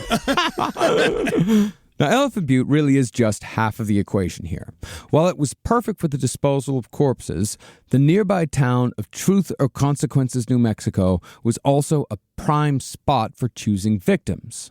See, even though T or C, as locals call it, even though it only has a population of 5,000 people, it's a tourist town that's just off Interstate 25, runs between El Paso and Albuquerque, which means it's a prime stopping point for transients and people who are looking to be left alone by the rest of the world. As far as where David could find victims, T or C is just 7 miles from Elephant Butte, and David Parker Ray's local bar was, as my friend told it, just a 1/4 mile away from David's double wide and his toy box.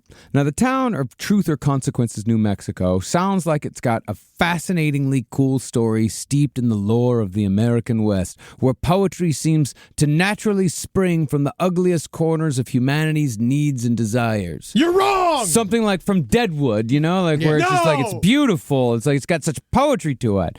But I was crestfallen to discover that the story behind the name of Truth or Consequences, New Mexico was little more than a publicity stunt for a stupid fucking game show that ran on NBC in the 40s and 50s. Prior to 1950, Truth or Consequences, New Mexico was named Palomas Hot Springs because the town's main draw was the mineral-heavy waters that thousands of elderly Southwesterners would use for a soak to ease their arthritis. But in order to bring their tourism numbers up even more, the town of Palomas Hot Springs decided to enter a contest when a game show called Truth or Consequences announced that they would host a live gala anniversary broadcast from any town that permanently renamed itself after the show. Whoa. And so the town renamed itself. They did the stupid anniversary special there, and that's the dumb fucking story of the coolest town name in America. So are there any other Truth or Consequences? Nope. No. This is the only one? This is the only one. The show was canceled. They won the contest. It was long running, though. But the one thing that is kind of appropriate here is that the catchphrase for the Truth or Consequences game show was, no shit, aren't we devils? Ooh. I mean, that sounds like, it seems like it was a good show. No, It you just run sort of a game show. I'm a serial killer and rapist. So when you say all this devil stuff, You made someone sit on a pie. That is different from what the devil does. it's devilish. Don't get me wrong. It's devilish.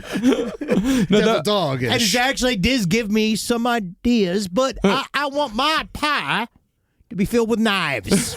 You know what I'm saying? No, the idea of the show was that they had trivia questions which were like purposefully impossible to answer, and people would have to try to answer the trivia question within like 2 seconds, and if they didn't, they were asked, so, truth or consequence? You know, So it's Truth or Dare. Truth or Dare. Yeah. And then people would always choose the Dare because it was, you know, and it would always be something fun or goofy, and then they'd say, aren't we devils? Yeah, because I think when you say truth, they go stuff like, where did your father serve in the war? You know, like, Isn't it crazy? We'd rather like cover ourselves in pudding than fucking tell the truth. Yeah. Oh, yeah. Oh, yes. Now, even though there are plenty of tourists who come to Truth or Consequences for the hot springs, the town still has somewhat of a Wild West vibe. And it's definitely still had a Wild West vibe back in the early to mid-90s. Like a lot of small New Mexico towns, Truth or Consequences fell prey to the scourge of meth, and the local sheriff spent a lot of time focused on that. Rightfully so. Yes. Yeah, no. It does add an air, like a bit of unpredictability to the town. Let's say the town's a bit of a handful for local law There's enforcement. stuff going on in there, right? Yeah. Right? And the meth seem to really give these guys a lot of pep, a lot of energy. Well, the town had kind of a culture of no questions asked, and before long it became an open secret that David Parker Ray out at Elephant Butte was hosting wild sex parties for the more sexually adventurous citizens of Truth or Consequences. And it's never who you want him to be. No, of course not. In fact, it was rumored that some of the more well-connected businessmen in Truth or Consequences would pay David to attend live S&M performances that were held on David's boat out on the waters of Elephant Butte Lake. I'd like to introduce you to some special VIP guests of mine I have here. Richard Trapper. He's obviously the jerky billionaire. And right here, I'd like you to meet, his name is John Poolstick. He makes pool sticks for a living. It's like Eyes Wide Shut, but the eyes are shut because of jaundice. You're going to want to close your eyes because these eyes are going to get squirted in. Well, regardless of whether local businessmen fronted the cash, though, these on-the-water performances were still videotaped by David Parker Ray and were sold to his large network of mail-order customers. Now, David's fourth marriage had ended by 1994. I'm just a romantic. And he subsequently gave up on Dave's automotive service. Instead, Dave made his money by working as a vehicle mechanic at Elephant Butte State Park. Technically, David Parker Ray was a park ranger, which meant that he had even more opportunity to hide bodies. Interestingly, though, in the course of his work with the Parks Department, and this is like a fun fact, Ray designed a portable light unit that was so useful and cost-effective that to this day, New Mexico state parks still use the equipment based on David Parker Ray's original designs when they have to go out for nighttime emergencies. Fun fact. Oh, that is a fun fact. Hey, if you like my new flashlight so much, you should check out this other thing. It's dildo on a drill. And he just goes, wheel, wheel, wheel, wheel, wheel, wheel. That's me making the noise. Man, I got it with me. He goes, wheel, wheel, wheel, wheel. And it makes the girl go, wheel, wheel, wheel. You know what I'm saying? The 90s were time for wacky inventors. Yeah, they were. Between like Flubber, yeah. Flubber, How I Shrunk the Kids, Oh, God, and I'll just tell you what. If I find that bear that's been stealing my picnic baskets, I am going to tie him to a gynecological chair, and I'm going to insert ever-enlarging dildos into his cloaca until he screams, and then I'm going to shoot him in the head. Mexicution style. That's what we call it down here in New Mexico. Now, after David's fourth wife left, his daughter Jessie began spending more time out at Elephant Butte. Reportedly, Jessie would roll into town on her Honda motorcycle decked out in leather, and she became known as, and this was the word that was used, a legendary pool player in the bars of Truth or Consequences, New Mexico. Is she the number one lesbian besides Ellen DeGeneres? Because I feel like that puts you at the very peak of this. Yeah. She's coming in. She's not even using her legs to hold onto the fucking motorcycle. It's just her pussy lips just sucking onto the fucking seat. That's amazing for her. Yeah, the best pool player in the bars of Truth or Consequences, New Mexico. My daddy taught me a trick. Let me show you my custom-made cue. It's right in here. Just pulling out of her pussy like It was when she stabbed the corner hole with the fuel cue. Is what should have tipped people off. Hey, you like this, daddy? You like this, daddy? But even though Jessie had ratted out her father to the FBI 8 years earlier, Jessie and David were closer than ever, although David absolutely manipulated his daughter into spending more time at Elephant Butte. See, Jessie was living in Albuquerque, but anytime she tried returning home from a visit to Elephant Butte, her father would become mysteriously ill, and the only person who could nurse him back to health was Jessie. Aww. Jessie, however, would develop bleeding ulcers whenever she went to Elephant Butte, even once had to be airlifted out to treat them. And that tells you a little something about how she felt while she was there. It was obviously a very stressful situation. But even though Jessie was a victim herself up to a point, which does deserve some sympathy, she's still just like all the other serial killers we've covered with abusive backgrounds who take a turn into murder and never look back. For example, in September of 1995, Jessie Ray was seen arguing with a young woman named Jill Troya in an Albuquerque bar. The fight was so intense that it attracted the attention of every patron. Jill and Jessie left together, but that was the last time anyone saw Jill Troya alive. Well, that's not proof that Jessie killed her, but considering everything we're about to get into, it is entirely possible that Jessie Ray may have a body count all her own that had absolutely nothing to do with her father having some sort of magical hold over her. Now, David Parker Ray finally persuaded his daughter Jessie to come live with him in his double-wide at Elephant Butte at some point in the mid-90s. And while it's certain that David Parker Ray was bringing women to his toy box before then, we also know that Jessie began assisting her father after she moved in on a regular basis. Now, there are holes in the story behind Jessie's involvement in David's crimes. And it's not holes as in, but like there's things that might refute it. It's just stuff we just don't know about. Yes. But much of what we do know about David Parker Ray's M.O. comes from a victim that Jessie definitely served up to her father, one of Jessie's actual friends. That friend was one of the women who lived to tell the tale. And from what it sounds like, she was far from being the first woman who ended up in the toy box because of the actions of Jessie Ray.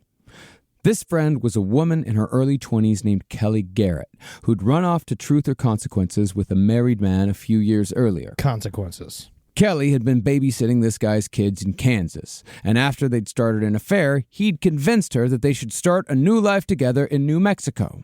This married man, however, abandoned Kelly soon after they arrived in T or C. Kelly, however, found solace in the friends she'd made there, but that friend group included Jessie Ray. Now, Kelly ended up in David Parker Ray's toy box on July 25th, 1995, but the circumstances that led her there had been put into motion 9 days earlier. On July 16th, Kelly had married a Marine named Patrick. It was her third marriage, but after having a spat with her new husband on the 25th, Kelly had decided to join her friends at a bar in Truth or Consequences to blow off some steam. Now, Kelly had actually been the designated driver that night, but when she finally had just one beer at midnight, she immediately felt woozy and intoxicated. Unbeknownst to Kelly, Jessie Ray had spiked her drink, meaning that Jessie had decided to bring Kelly to the toy box without any prompting from her father. This is 1995. It's not like she texted him, "Hey, you want me to bring a girl?" She just did it all on her own. She just kind of said that this is somebody that my father would really like. Yes. She could have beeped him. I guess she could have beeped. He didn't have a beeper. As far as I know, I guess she could have beeped She him. could have beeped him. But what do you beep? What do you beep? I say you Just beep. Girl, question mark? I lost all my codes. I used to have a sheet of beeper codes. I Yeah. can't remember them all now. Boobs. Yeah. Probably like a 187. I forgot you were a drug dealer. Yeah. Now, to this day, Kelly doesn't remember leaving the bar with Jessie after Jessie offered to take her to her father's trailer to sober up. The first clear memory Kelly had was sitting on David's couch, where Jessie had told her to wait while Jessie went to the back room. 10 minutes later, both Jessie and David Parker Ray came out and sat on either side of Kelly on the couch without saying a single word. Suddenly, one of them had a knife to Kelly's throat, while the other handcuffed her. A spike collar was then placed around her neck, and duct tape was wrapped around her eyes and mouth. David then led Kelly out to the toy box, where she said she was so terrified that she lost consciousness. When she came to, she found herself on the gynecological table with her ankles and wrists in straps. Those straps were attached to heavy chains. David Parker Ray then used smelling salts to fully bring Kelly back to consciousness, because David wanted her to be fully aware when she realized just how much trouble she was in, and he wanted to drink in as much fear and as much pain as possible. Once David was satisfied that Kelly was awake enough to process what was happening, he walked over to a stereo and pressed play on an audio cassette he'd recorded himself, a message that he played for every woman upon entering the toy box. In part, it said, "Hello there, bitch. Are you comfortable now? I doubt it. Wrists and ankles chained, gagged, probably blindfolded. You're disoriented and scared too, I'd imagine. Perfectly normal under the circumstances. For a little while at least, you need to get your shit together and listen to this tape. It is very relevant to your situation. I'm going to tell you in detail why you have been kidnapped, what's going to happen to you, and how long you'll be here. I don't know the details of your capture because this tape is being created July 23rd, 1993 as a general advisory tape for future female captives. The information I'm going to give you is based on my experience dealing with captives over a period of several years. If at a future date there are any major changes in our procedures, the tape will be upgraded. And that's why I drive an Infinity. Last podcast on the left brought to you by Infinity. No, I very much do not need to read you the entire message because honestly, it gets a little tedious. The whole thing's 5 minutes long. Yeah, but Isn't it 50? No, it's 5 minutes. Then what the fuck did I listen to? I don't know I don't because know what you it's listen 5 to. minutes long. It's I don't 5 know. minutes long. The thing I listened to was it was 50, and I got a half hour in, and I was just like, this is repetitive. I have no What are idea. you watching? I have no idea what you listened because it's like a little over 5 minutes long. So the person that I saw definitely got very creative. Well, he expanded it. I guess I'll have to send you what I saw. Yeah, because- because I'd love to know. Does he go into is there a rap? Is there does he get full on into sound pastiche? It's just it's for when I got 30 minutes in, it was 50 minutes long, and there were multiple tapes that had different versions of it, and some of them were 48 minutes, and others were 50. And so everyone I saw was very long. Is this director's cut? Did you talk to Zack Snyder? Is that what this is about? Who made this cut? Is this the... As far as I know, it was just a little over 5 minutes long. Yeah, I Okay. listened to it this morning. And when I went to sleep last night, and the other day when I was driving, I listened to it a couple times just because, again, it's it's in my liked. And this is why people should not do their own research. Yeah, the same thing that led you to listen to 35 minutes of a man just rambling about torturing a woman is the same method that leads people to not believe in vaccines. It's running in the same. Yeah. He's not even going to get he's not going to get the vaccine anymore. Oh, I know. It's definitely ruined my algorithm on YouTube. Yeah. Well, the highlights of the tape are thus. David Parker Ray goes on in the tape to explain that he and his lady friend have been keeping sex slaves for years. Now, obviously, that lady friend was his daughter, Jessie, because he did have another female accomplice, but that woman did not come along until years later, years after David Parker Ray first made the tape, and his fourth wife, Joni Lee, was not involved in this, so the lady friend is Jessie. Now, going off of what David said on the tape, the two of them used Jessie's sexual orientation to find victims. David explained that they preferred lesbians because there was less of a chance for an STD. Not surprisingly, David didn't like condoms. David goes on in this tape for, as I said, over 5 minutes, detailing the specs of the torture dungeon, the extent of the torture the woman was about to go through, how long it was going to last. See, as far as the women listening to this tape knew, they were about to go through at least a 3-month ordeal. But David ended the tape saying that the woman would leave alive, drugged on sodium pentothal and phenobarbital, and would therefore not remember him, the toy box, or what had happened to her while she was locked inside. Tootsie would have been a horrible victim because she's had so much phenobarbital, she would have been able to remember everything. She's fine. She seems to be fine. She's eating fine. And he did keep that promise. I mean, multiple times. But we do know he did keep the promise sometimes from the survivors, the women who now today talk about it. I think he would decide in the moment who does what. Yep. And then that also serves as a way of, very similar to Dennis Rader, when he would break in and say, I'm not going to kill you. Yeah. I'm not here to kill you. I'm just here to rape you. Same thing with the East Area rapist. He was like, I'm just here. So that they would do that to sort of calm you. To know that you would get out of there at some point. Yes. Yeah. Now, the line about the condom, that he doesn't like, that's somewhat unnecessary because David Parker Ray was as impotent as they come, a real limp dick. In fact, I actually asked Ed to come up with a couple of more words for limp dick. Yeah, and it was a nice little task to give me to keep my mind off of this. So, Yeah. So I feel like here's some other ways that I've never heard before. Make sure you don't make fun of people with erectile dysfunction too hard because they will blow up the studio. Oh, yeah, no, I absolutely. They will kill you indiscriminately. I hate when people call erectile dysfunction ED because it just spells my name. But and thankfully, it's what he gives me. So here's some other things. If you want to call someone limp dick, maybe try one of these instead.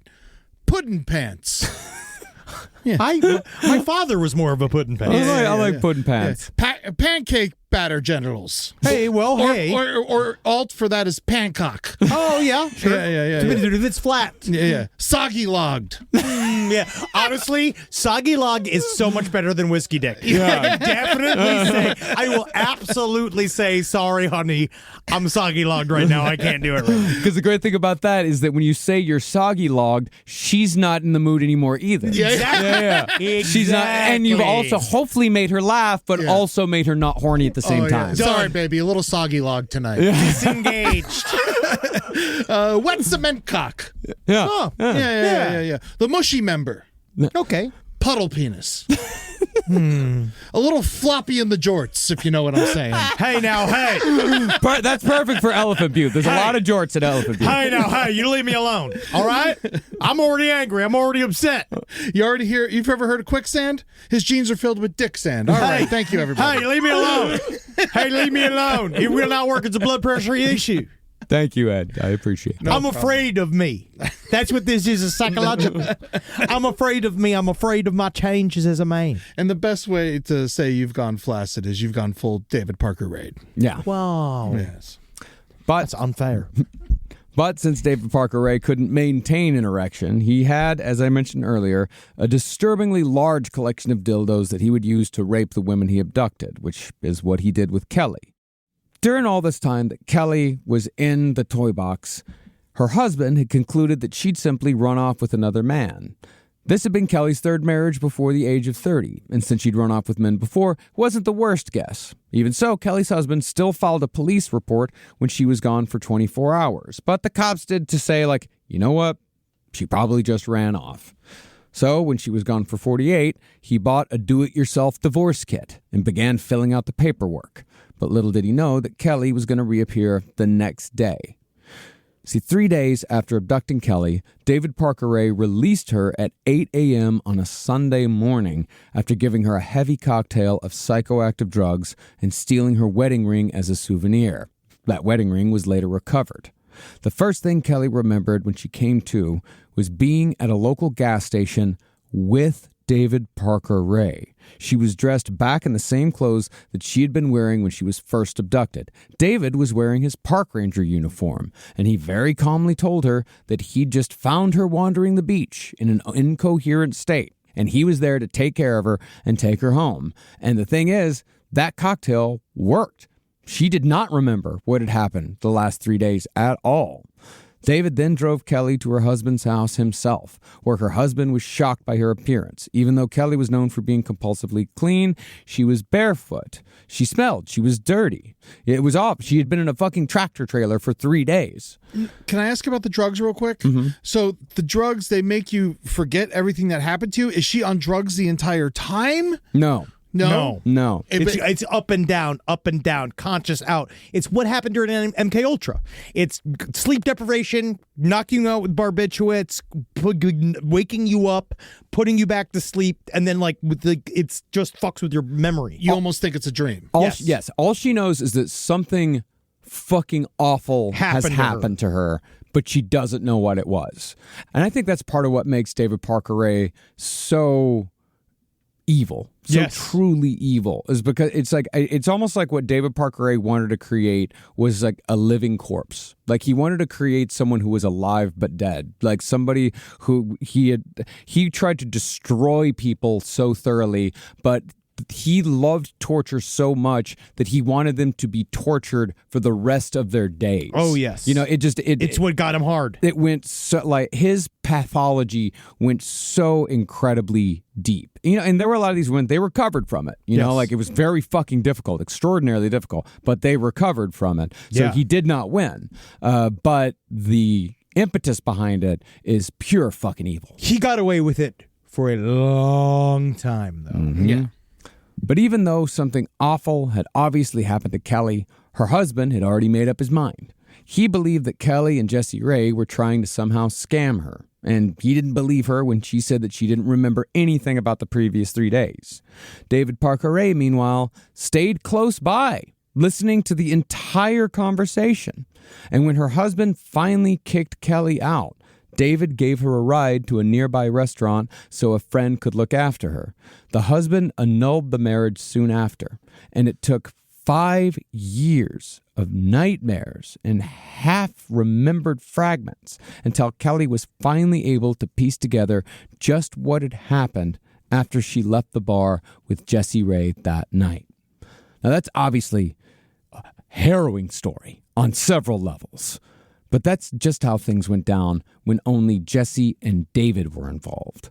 We're about to introduce a whole new cast of characters who became heavily involved in David's twisted world. And it's with those accomplices that we'll return to our story next week.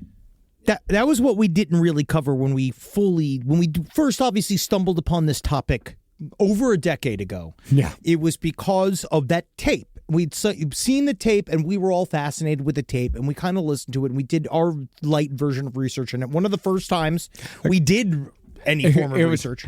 I almost like this. The first time we did this, it was the first time I ever wrote anything down. Yeah. Like before, like while checking Before shit an out episode. beforehand. Like I remember like actually like watching an A&E documentary and like jotting down some notes. Like, oh, I should remember that. Yeah, I should probably get some of this correct. Yeah. Yes. I should probably get some of this correct. But next week we're going to show that it was a whole operation. That was like one of the. Well, I mean, I think operation it's is the not wrong formal. word. Yeah. It's not formal at all. It's just weird how many people. It's a business. No, in it's there. not even a business. It's a club. It's a club. Like David Parker Ray is the only one that's making any money off of it. Yeah. Like he's basically David Parker Ray is, he's monetizing his hobby. He is. You know, if you put it in the And that just breaks my heart. Just hearing somebody, even in the 90s, we had to monetize our hobbies. Yeah. Unfucking believable. But in Well, this, thank God Patreon wasn't around back then. Oh my God, David Parker Ray would have went ham with Kickstarter. but in the starkest sense, like that's really what it was, and I think it is important to make sure that we don't call it an organization, we don't call it a business, because like it's shit like this where like myths like QAnon and all of that shit start to spring out. Yeah. Because Sure. you can make the jump so quickly to there's a whole cabal behind this, there's a whole network behind this, when really it's just messy, it's just human, it's just the way these things happen. If there was a network, you would have got caught a long time earlier. Yeah, but Yeah. no one writes anything down, and that's what you got to do. Next week, we're going to get into the same funny conversation that we're having right now. We're going to bring the same levity to this topic as we are. Well, there's going to be some goofy New Mexico fellas That's what I coming in like next to time. hear. A man named Roy. I love a guy named Everyone Roy. loves a Roy. Except for this Roy. He's actually quite bad. This Roy is actually quite awful, yeah. Yeah. Do you think he just got him because his name rhymed with toy? Cute. And also kind of like Ray. Yeah. Oh, wow. Ray Roy. Aw. Patreon.com/lastpodcast on the left if you want to see a video for how much that joke made me smile. You could also... I had some good ones today. They got to stay in. Yeah. We had some good ones today. You had some good ones that got to come out too. Yeah, that's how it works. Those are the better ones. If you're a Patreon member, you can watch us every week at Tuesday at 6 p.m. PST. Last stream on the left. You can check it out and interact with us live on the chat. Follow us on all the socials at LP on the left. That's TikTok and Instagram. And don't forget to come see us on tour. Y'all. That's right. I think next next week, we're going to be in Utah at the Salt Lake City Sandy Amphitheater. That's going to be July 12th. And Henry and I are at Wise Guys the night before doing a side story show at 9:30 p.m. So check that out. And then August 8th, Charlotte, North Carolina. August 9th, Durham, North Carolina. September 20th, St. Paul, Minnesota. October 11th, Milwaukee, Wisconsin. October 25th, Oakland, California. November 29th, Cleveland, Ohio. December 12th and 13th, we're in Portland. Come and see us 2 nights in one city. I'm excited for that. Yeah, we've done that before at Revolution Hall. It's so much fun to do. I love Portland. Cannot wait to be there. And go check out all our new YouTube channels, at LPN TV, someplace underneath LPN Romanticy, The Foreign Report, No Dogs in Space, and Who's the Bee, and which is doing their pitchathon right now. That I'm going to go do right after this. You go have fun. Oh, I will. You I'm have the fun. male perspective. And that's what they need. And doesn't everyone need it? Yes. Yes. Hail Satan, everybody. Hail Gain. Eddie, it could be way worse. I made you a country playlist earlier today. What was one country artist that you really love? Actually, I really did enjoy. I took his name down. Marty Robbins. Oh, wow. Marty Robbins, out in the West Texas town of El Paso. Oh, there we go. Yeah. So, hail, you know what? You know who I'm gonna hail? I'm gonna hail Harley. I officially adopted my foster dog. Hey, that's wonderful. That's right. And you know what she has? She's got a toy box. Perfect. But it's filled with doggy toys. But it depends on. There were some doggy toys in the toy box. And back to Marty Robbins, my little dog, my foster dog that turned into an adopted dog. You know what she's got? What? A big iron on her hip. That's so funny. Because of the accident. Yeah, I know. I'm just sad from what we just talked about. Not me. See you next week. I can't wait.